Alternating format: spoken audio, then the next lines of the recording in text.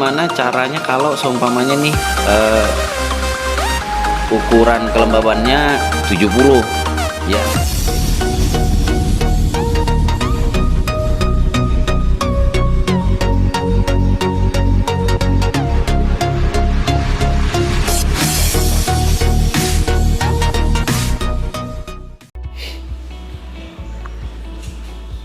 Assalamualaikum warahmatullahi wabarakatuh. Selamat pagi, salam sejahtera ya bos. Balik lagi di channel kita Bakal Peternak. Terima kasih buat sampean yang sudah klik video ini. Semoga berlanjut subscribe dan jangan lupa like dan share ke rekan peternak yang lain agar mereka juga tahu apa yang kita tahu. Baiklah bos, ini sebenarnya menjawab dari beberapa permasalahan. Sebenarnya permasalahannya cuma satu, cuman yang nanyakan ini bukan hanya 1-2 orang saja, dari rekan peternak maupun dari sahabat baper.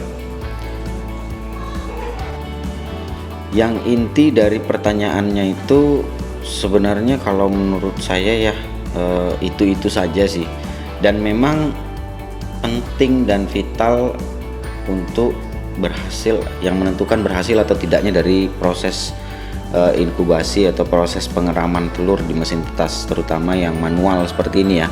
Jadi ini gini bos, yang saya share kali ini sebenarnya real dari hasil pengalaman saya aja ya, selama saya menetaskan telur secara manual seperti ini. Jadi yang paling sulit ya, permasalahan yang sering dihadapi oleh beberapa rekan baper atau rekan peternak itu adalah bagaimana mengontrol dan mengatur kelembaban. Karena gini bos, kalau suhu kan gampang nih. Kalau suhu panas ini kan tinggal kita mainkan di bolam. Artinya kalau dia suhunya belum ngangkat, kita tambah watt bolamnya sehingga suhunya mudah naik. Jadi intinya mudah aja bos kalau suhu. Yang sulit itu memang mengontrol dan mengendalikan ya, mengendalikan kelembaban. Nah, permasalahannya itu di sini adalah hal yang memicu kelembaban itu terjadi di dalam mesin tetas itu adalah volume dan debit air, bos. Tapi dengan catatan, kalau di daerah sampean atau di tempat di mana sampean menempatkan mesin tetas itu adalah daerah yang cukup kering, itu memang dibutuhkan air ya, air untuk dimasukkan ke dalam mesin tetas ini. Tapi kalau suhu di sekitar mesin tetas di mana sampai meletakkan mesin tetas itu cukup basah atau lembab, sebenarnya itu nggak perlu bos. Intinya itu kan dengan bantuan alat hygrometer seperti di sana itu udah cukup sih sebenarnya, udah cukup bagaimana cara kita mengatur kelembabannya. Jadi ini gini,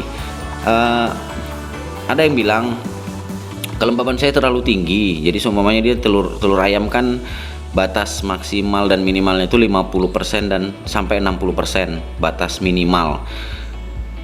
Nah, permasalahannya kadang gimana caranya kalau seumpamanya nih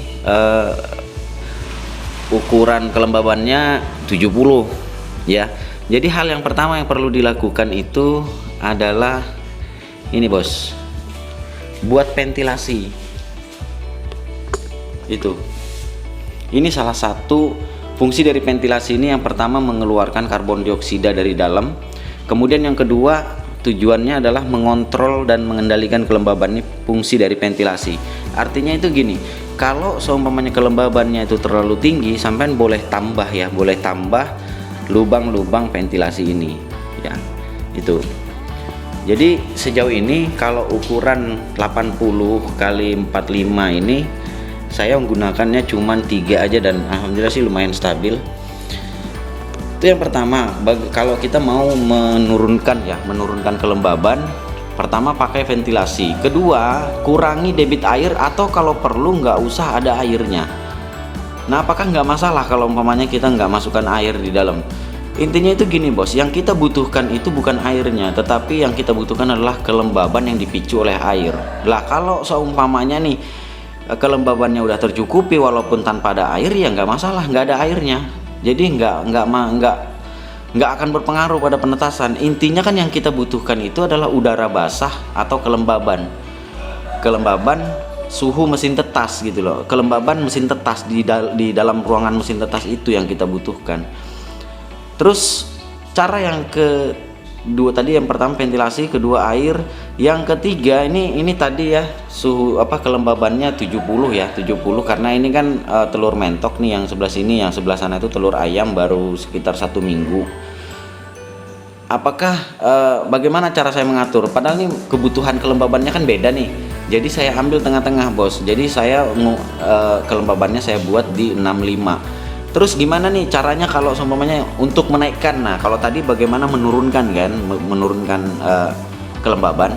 Untuk menaikkannya kita cukup menambahkan debit air. Ini contoh nih, kalau umpamanya kelembabannya cuma 40 gitu kan, untuk dinaikkan ke 50 gimana caranya? Caranya adalah debit air ya. Biasanya kita taruh tuh di bawah sana. Taruh di bawah sana baki air gitu ya. Kalaupun masih kurang, itu kita tambahkan spons. Kita tambahkan spons agar lebih mudah penguapannya. Penguapan udara basah tadi lebih air lebih mudah menguap kalau kita pakai spons. Terus itu untuk menaikkan ya bos, untuk menaikkan. Terus untuk setelan suhu saya rasa sih semua sudah pada tahu. Di sini saya nyetelnya 37,5 sampai 38,5 maksimalnya. Ya. Dan intinya itu gini bos, sampean baru bisa bilang bahwa mesin tetas itu suhunya suhu maupun kelembabannya itu normal ketika dia sudah minimal itu 24 jam beroperasi. Jadi kalau hanya ukuran baru 2 jam udah panik karena kelembabannya nggak stabil, itu udah biasa bos. Jadi jangan sampean berpikir bahwa suhu stabil dalam mesin tetas dan kelembaban stabil dalam mesin tetas itu bisa dicapai dalam sejam 2 jam saja, itu nggak bisa bos. Sampean membutuhkan waktu itu minimal tuh 24 jam. Bahkan kalau ini kemarin saya buat 3 hari dalam posisi kosong ya, 3 hari begitu udah benar-benar stabil. Dan perlu sampean ketahui juga ya, ketika ada telur yang menetas biasanya kelembaban itu akan semakin tinggi ya. Sampean nggak usah panik. Jadi sampean buat aja ventilasi cadangan. Jadi ketika ada telur yang menetas nih, umpamanya nih ada 3 periode telur ya, ada 3 periode telur. Yang perlu sampean lakukan ketika terjadi penetasan dan di saat kelembaban itu semakin tinggi, itu sampean cukup buka sumbat dari ventilasi cadangan ya. Itu yang biasa sih saya lakukan. Atau sampean bisa buka dulu sementara, mungkin sekitar 5-10 menit sampean buka, tutupnya seperti ini, nanti kelembabannya akan turun sendiri. Itu tadi di angka 65, sekarang sudah turun di 61 bos. Itu menandakan bahwa kelembaban itu akan berkurang ketika pintu atau ruangan mesin tetas ini dibuka, atau yaitu tadi ventilasi itulah yang akan mengendalikan. Semakin banyak sampean membuat ventilasi, maka kelembaban itu akan semakin turun. Jadi hati-hati dalam membuat ventilasi. Ventilasi itu nggak bisa asal buat begitu aja bos. Perlu ukuran, atau perlu sampean butuh waktu minimal 3 hari untuk benar-benar memutuskan berapa lubang ventilasi yang akan sampean buat ya bos ya. Saya rasa sih gitu aja bos kalau urusan bagaimana mengontrol dan mengendalikan kelembaban itu. Menurut saya itu pengalaman saya ya. Kalau kita mau menurunkan, cukup kita buat ventilasi, kurangi air atau tiadakan air, atau kita buka penutup seperti. Kalau kita mau menaikkan, cukup tambah debit air dan kemudian kita beri spons. Dan untuk menyetabilkan kelembaban itu sendiri dibutuhkan minimal 24 jam baru kita bisa, karena di bawah dari 24 jam itu masih naik turun aja itu bos. Oke, semoga video ini membantu dan bermanfaat buat sampean yang baru belajar atau belajar memahami. Jadi intinya bos, mesin tetas itu kita tidak ada SOP khusus, atau intinya kalau sampean mau belajar, sampean harus memahami lebih jauh tentang mesin tetas ini. Dan untuk memahami itu dibutuhkan waktu 3 hari baru sampean bisa menetapkan, oh ternyata normal dan stabilnya itu di angka sekian, baru sampean putuskan apakah yang kurang itu kelembaban atau suhu yang belum stabil atau masih kurang dari rata-rata. Karena bolam yang terlalu kecil juga suhu ini tidak akan mampu mengangkat bos. Secara otomatis apabila suhu tidak ngangkat maka kelembaban itu akan semakin tinggi ya. Jadi intinya kalau dia kurang panas maka kelembaban akan semakin tinggi, tapi dia semakin dia panas maka kelembaban itu akan turun. Oke, itu saja dulu video kita kali ini, video bakal peternak. Semoga selalu bisa memberi manfaat dan memberi inspirasi, motivasi buat sampean untuk terus beternak skala rumahan mandiri. Dan buat yang ingin menjadi breeder ya langkah dasarnya itu seperti ini. Dan ini kita juga di video sebelumnya saya buat tentang video dari mesin penetasan telur dari kardus.